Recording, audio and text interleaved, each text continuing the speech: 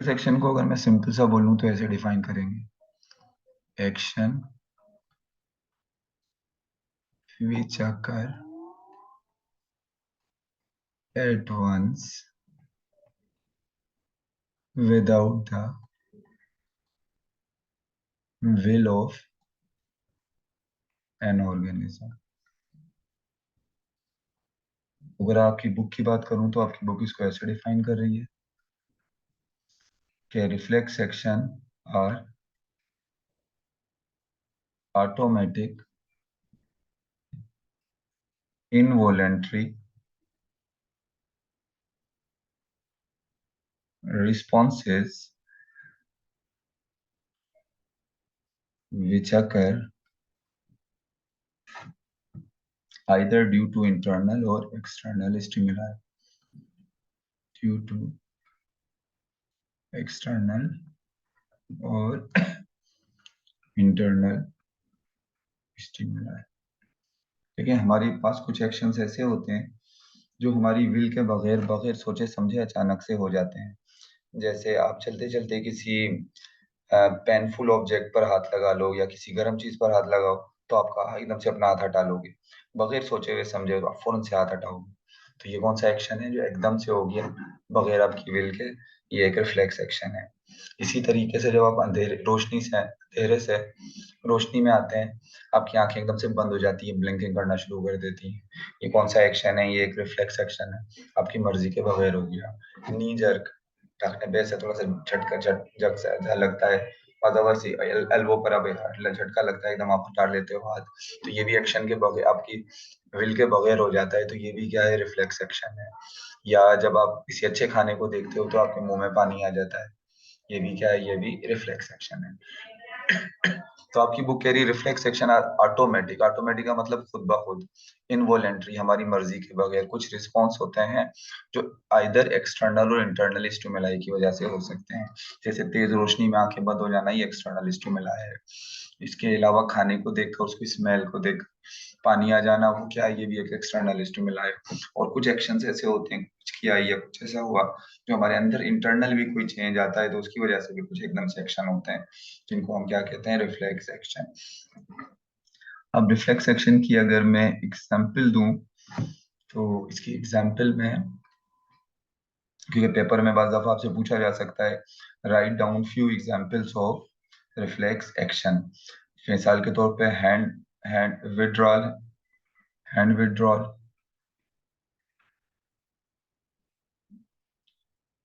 Hand withdrawal from a painful stimuli. गर्म चीज पर हाथ लगता है, पेनफुल स्टिमुलाई, फौरन हाथ हटा लेते हो।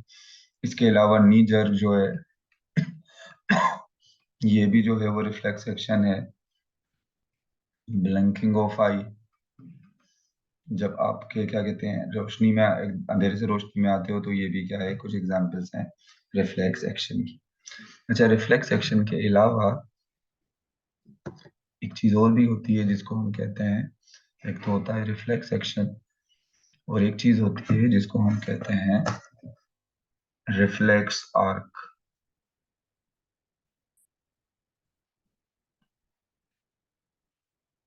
रिफ्लेक्स आर्क को आप ऐसे डिफाइन करोगे, पाथ ऑफ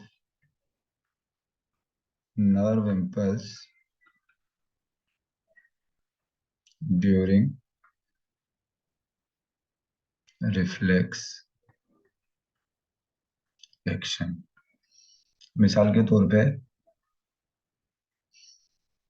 अगर ये ये एक बंदे का हाथ है, ये एकदम से किसी हॉट ऑब्जेक्ट पर यहाँ लग जाता है, तो फौरन यहाँ से मैसेज जाएगा इसके, एक न्यूरॉन मैसेज लेके जाएगा इसकी स्पाइनल कॉर्ड। लेकिन स्पाइनल कॉर्ड से ये मैसेज बाज़ दफा ब्रेन की तरफ नहीं जाता, यहीं से वापस होकर इसके मसल्स को मैसेज मिलेगा, ये अपना हाथ यहाँ से हटा लेगा। अब ये पूरा जो नर्व इम्पल्स है, जो कहाँ से स्टार्ट हुआ, जो यहाँ से रिसेप्टर से स्टार्ट हुआ और होता हुआ ये आगे गया, फिर मोटर न्यूरॉन से क्या आ गया, ये यहाँ से होकर वापस आ गया यहाँ पे। तो ये पूरा रास्ता जो नर्व इम्पल्स ने कवर किया है ड्यूरिंग रिफ्लेक्स एक्शन, इसको हम क्या कहते हैं? Reflex arc. ज्यादा कुछ रिफ्लेक्शन ऐसे होते हैं जो स्पाइनल कोर्ड से ही वापस आ जाते हैं, लेकिन कुछ ऐसे भी होते हैं जो ब्रेन की तरफ जाते हैं। लेकिन अगर ये हमारा जो रिफ्लेक्स एक्शन है, ये अगर ब्रेन की तरफ जाता फिर वो डिसाइड करता, तब तक आपका हाथ जल चुका होता। तो इसी वजह से कुछ पल्सेज एक्शन ऐसे होते हैं जिनका मैसेज फौरन ही वापस आ जाता है, किधर से, आपके स्पाइनल से। और बाज दफा ऐसा भी होता है कि कुछ रिफ्लेक्सेस ऐसे होते हैं जिनमें सिर्फ एक सिनेप्स यूज होता है, जिनको हम कहते हैं मोनो सिनेप्टिक। मोनोसिनेप्टिक का मतलब क्या होता है कि इनमें only one neuron, one synapse is involve. ये ऐसे रिफ्लेक्सेस हैं, ओनली वन सिनेप्स